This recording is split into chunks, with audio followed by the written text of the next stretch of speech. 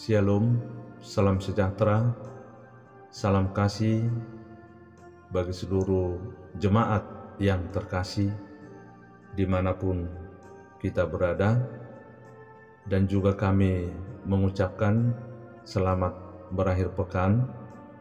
Semoga di dalam satu hari ini kita selalu dalam keadaan sehat, melaksanakan segala tugas dan aktivitas kita.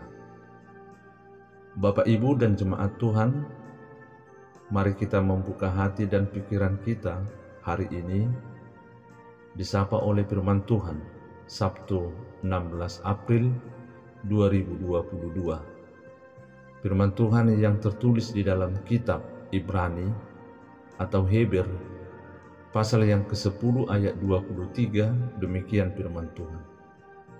Marilah kita teguh berpegang pada pengakuan tentang pengharapan kita, sebab Ia yang menjanjikannya setia. Marilah kita teguh berpegang pada pengakuan tentang pengharapan kita, sebab Ia yang menjanjikannya setia.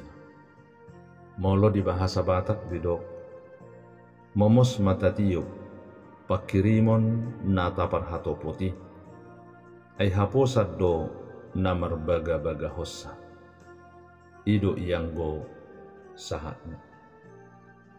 Melalui nats ini kita mengambil topik Yesus tujuan hidup kita. Jemaat yang terkasih di dalam nama Tuhan kita Yesus Kristus, hukum Taurat bukanlah sebuah jalan keselamatan, namun hanya sebagai pedoman petunjuk untuk kita laksanakan di dalam hidup kita. Agar melalui hukum Taurat, kita mengenal kesalahan yang kita lakukan terhadap Allah dan juga terhadap sesama manusia, dan kita tidak mengulangi kesalahan tersebut.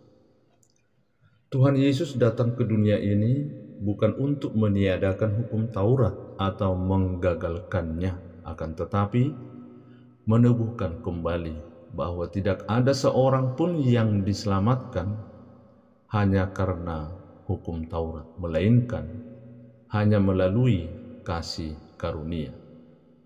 Dan hal inilah yang menjadi pemicu perdebatan antara ahli-ahli Taurat dengan Yesus. Contohnya, tidak boleh menyembuhkan dan menolong seseorang pada hari Sabat. Manusia tidak dapat dibersihkan oleh hukum Taurat, melainkan oleh darah Kristus yang kudus, darah pengorbanan, darah yang penuh kasih serta damai sejahtera yang memberikan kita pengharapan untuk memasuki kehidupan dan tempat yang maha kudus. Melalui darah Kristus, kita tidak lagi memberikan persembahan dalam bentuk bakaran, namun persembahan hati dan jiwa kita, persembahan yang paling berharga daripada korban bakaran.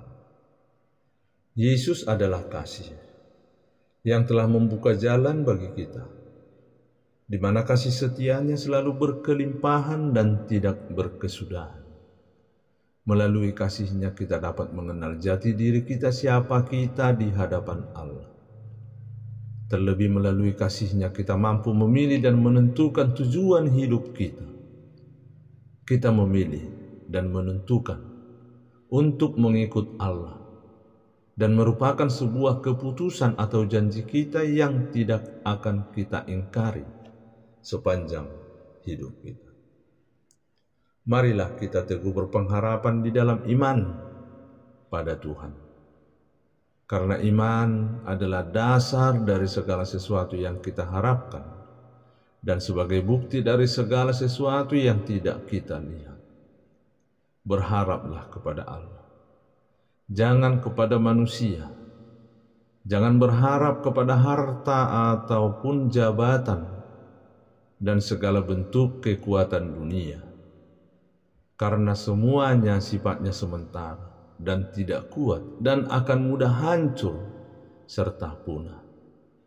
Berharaplah, berpengharapanlah hanya kepada Tuhan, Dialah satu-satunya imam besar bagi kita. Jangan pernah menjauhkan diri dari Tuhan, namun mendekatlah kepada Tuhan. Amin, kita berdoa.